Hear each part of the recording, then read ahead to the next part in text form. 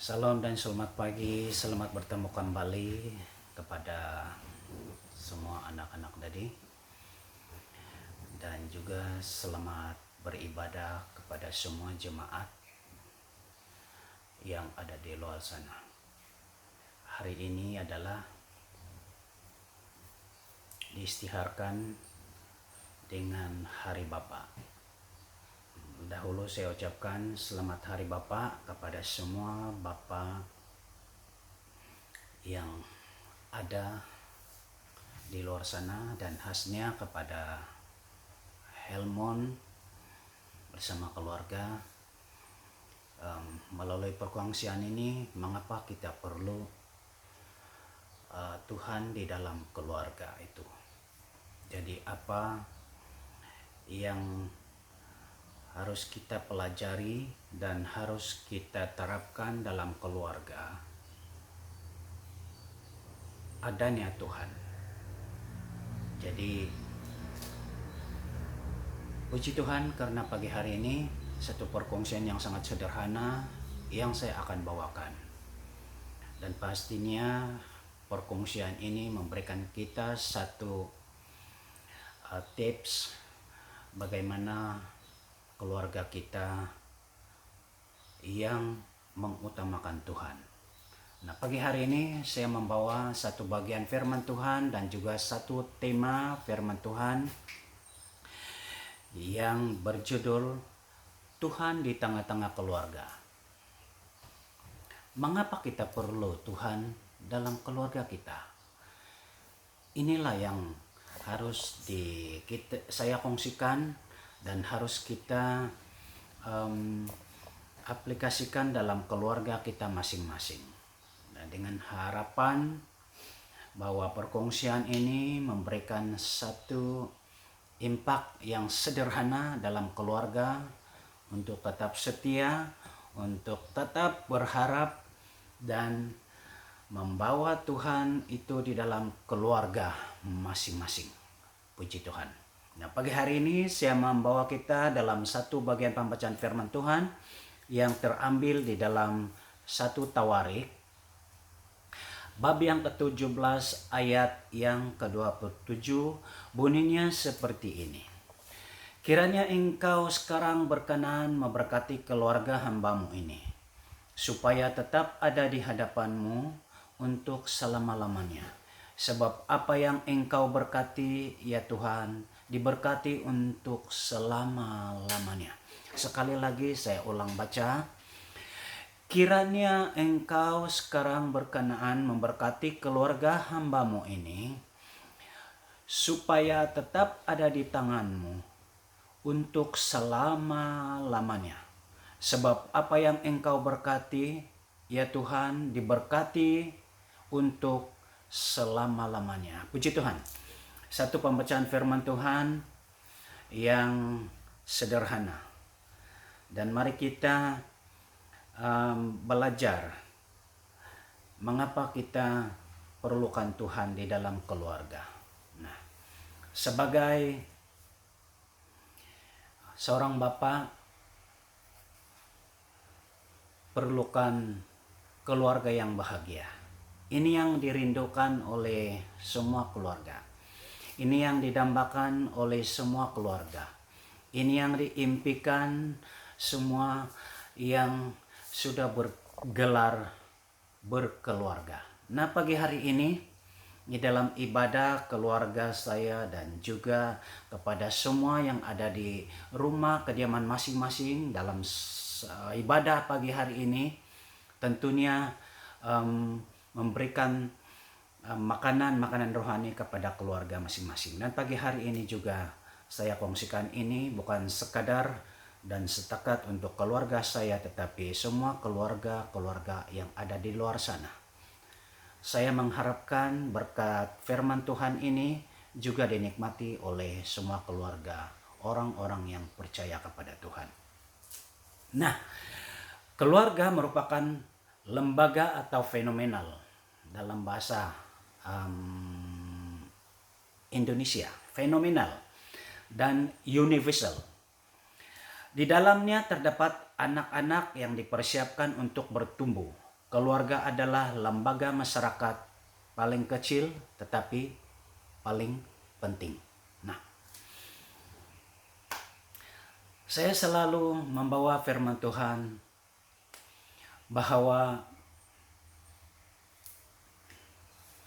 pertama yang kita berikan terang baru dan membawa orang kepada Tuhan adalah keluarga. Ini yang selalu saya kongsikan. Pertama, yang ingin kita injili dan berikan terang baru adalah keluarga. Pendeta Paul Choyongge, dia memulakan gerejanya bersama istri dengan anak-anaknya. Dan saudara tahu, dan kita tahu semua, bahwa gereja yang terbesar di Asia adalah gereja Pendeta Paul Choyongge. Dia bermula dari keluarga. Dan puji Tuhan. Nah, pagi hari ini kita bicara tentang Tuhan di tengah-tengah keluarga kita. Nah, keluarga adalah persekutuan. Nah, persekutuan ini berarti persekutuan antara ayah, ibu, dan anak-anak. Dan inilah yang disebut dengan keluarga kecil atau keluarga inti. Keluarga pertama di dunia ini dibentuk oleh Allah. Dengar baik-baik dan mari kita perhatikan bersama. Yaitu Adam. Adam sebagai suami Hawa sekaligus ayah dari Kain dan Habil. Hawa sebagai istri, Adam sekaligus sebagai ibu Kain dan Habil. Kain dan Habil sebagai anak dari Adam dan Hawa.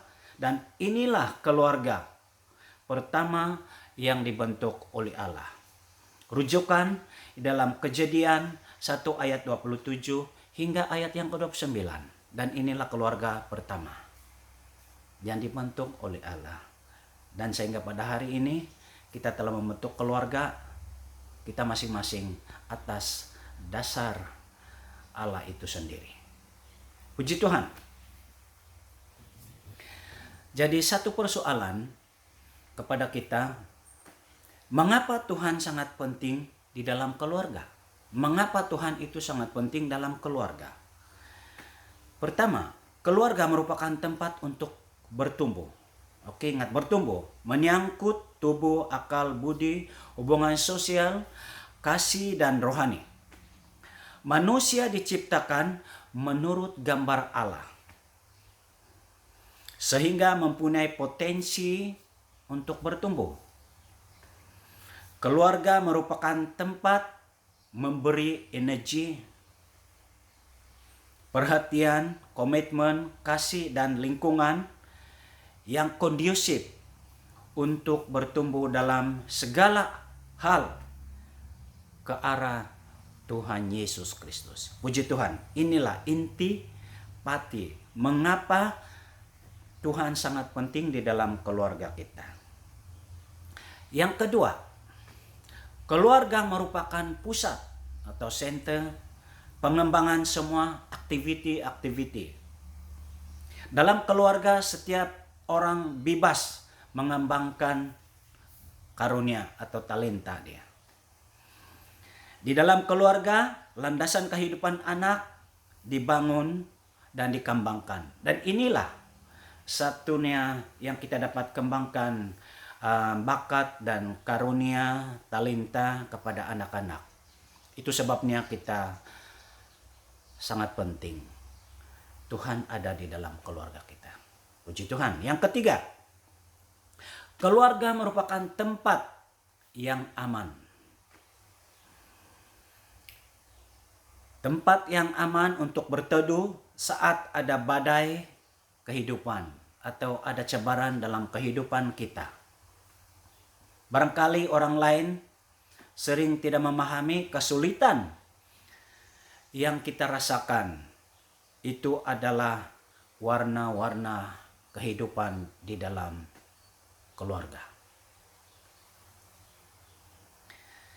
Namun, ingat bahwa mengapa kita perlukan Tuhan dalam keluarga, sebab Dialah yang akan memimpin keluarga ini menyusuri segala cabaran yang dihadapi, sehingga kita membentuk dan mengalami dan menikmati suatu kehidupan keluarga yang bahagia dan harmoni. Puji Tuhan. Yang keempat, keluarga merupakan tempat untuk kongsikan nilai-nilai kehidupan yang sangat berfaedah. Anggota keluarga saling belajar tentang hal yang baik. Dan masa dalam keluarga inilah kita membentuk, saling memberi, saling berkomunikasi, berinteraksi untuk membawa keluarga itu dalam satu kehidupan dan satu perjalanan dan satu perkongsian yang benar-benar dinikmati oleh keluarga kita sendiri. Puji Tuhan. Yang kelima dan terakhir, keluarga merupakan tempat munculnya permasalahan. Tidak ada keluarga yang tidak menghadapi masalah. Ini sangat penting kita pikirkan. Tidak ada keluarga yang tidak ada masalah. Semuanya mempunyai masalah, memiliki masalah. Seringkali permasalahan itu muncul secara kita tidak jangka. Tiba-tiba saja. Ya, tiba-tiba saja muncul masalah dalam keluarga. Ini sebab itu, kenapa kita perlukan Tuhan dalam keluarga? Sebab inilah hakikatnya, realitinya bahwa tidak ada keluarga yang tidak bermasalah. Semuanya menghadapi cabaran dan masalah, konflik keluarga. Sudah tentu ada di dalam keluarga itu. Maka itu sebabnya kita perlukan Tuhan sebagai penolong kita, sebagai dasar kita, sebagai kekuatan kita untuk melewati atau melalui masalah itu, sehingga masalah itu akan berlalu dan selesai dan kita menjadi keluarga yang harmonis dan bahagia. Puji Tuhan.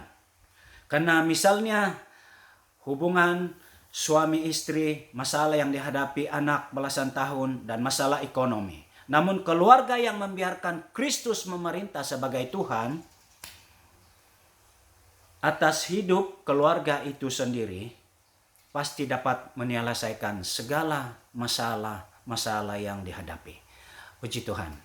Karena kita perlukan Tuhan dalam keluarga, dan sebab itu inilah realitinya, bahwa Tuhanlah yang akan memberikan kita jalan keluar daripada segala masalah yang kita hadapi di dalam keluarga. Nah, dari pelajaran firman Tuhan yang kita belajar bersama secara sederhana ini, dan saya buat kesimpulan secara sederhana. Dari huraian di atas jelas bahwa karakter atau tata nilai kita dan cara beriman kita muncul dan berkembang dari keluarga.